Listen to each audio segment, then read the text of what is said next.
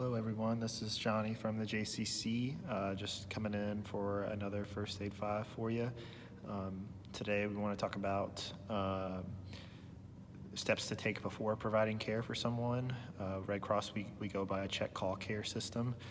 Before I go any further, I just want you all to know that I am in our indoor pool talking to you. Hopefully that looks familiar to you guys. Haven't seen it without the water before, but that's where we're at right now.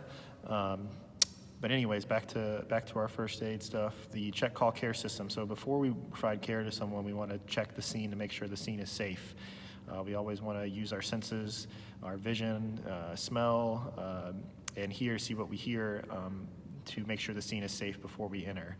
Obviously, if there is something that could be life-threatening to you as a rescuer, you don't want to enter that scene if it's going to, potentially harm you.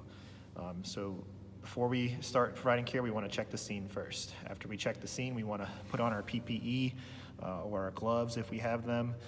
Before we start providing care, we want to make sure that, again, we are safe on our end.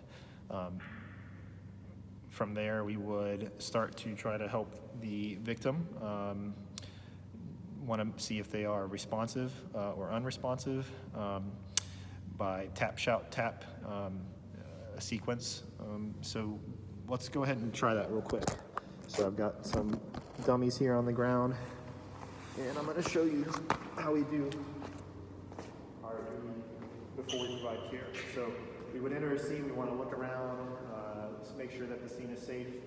I'm assuming the scene is safe, and it is at this point. So again, I would put on my gloves before I go and touch my victim or try to help them.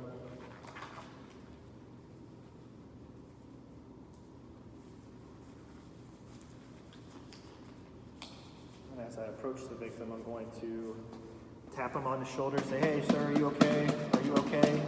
If there's no response, if someone's around, I'm going to tell them, "Hey, you, go call 911, get an AED, and come back." From there, I'm going to check, see if there's any breathing going on. I'm looking to see the stomach rise, listening to see if they're breathing.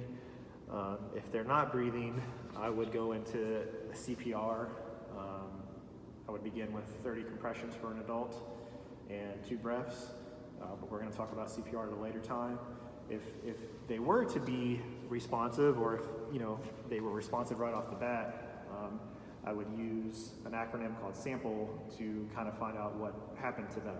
So SAMPLE, the S stands for signs and symptoms. So as I enter the scene, I'm going to say, "Hey, how are you feeling? What's going on?" And try to find out more about why they're not feeling well. I would ask them, do you have any allergies? Are you allergic to anything?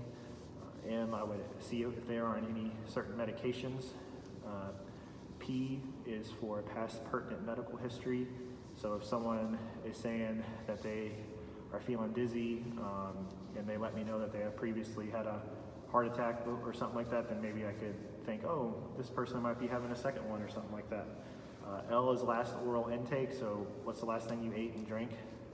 And E is events leading up to the emergency. So what were you doing? Were you playing basketball? Were you swimming in the pool? Were you eating?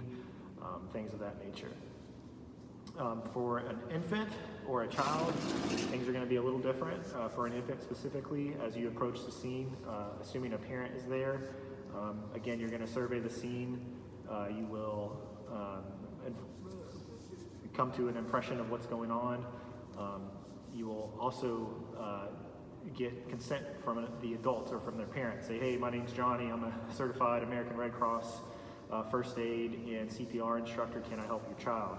I would assume that they would say yes, but if they were to say no, you would kind of hover and wait until maybe they changed their mind or things became a little more drastic. But assuming they say yes, to check for responsiveness for a child, we are going to tap them on their foot. Say, "Hey, baby, are you okay? Baby, are you okay?" And again, I would check to listen for breathing, see if their chest is rising, things of that nature, to know if they are breathing or not. Again, if they weren't, I would send someone to call 911, get an AED, and come back, and then we would kind of go from there. That's all I've got for today. I hope you enjoyed this First Aid 5 here in our swimming pool, and I will talk to you all again soon. Thank you. Take care.